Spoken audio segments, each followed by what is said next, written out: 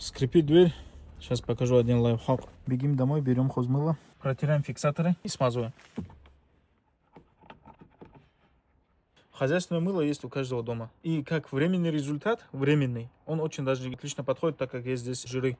Но лучше всего для трущих элементов в металле, в железе, взять силиконовую смазку.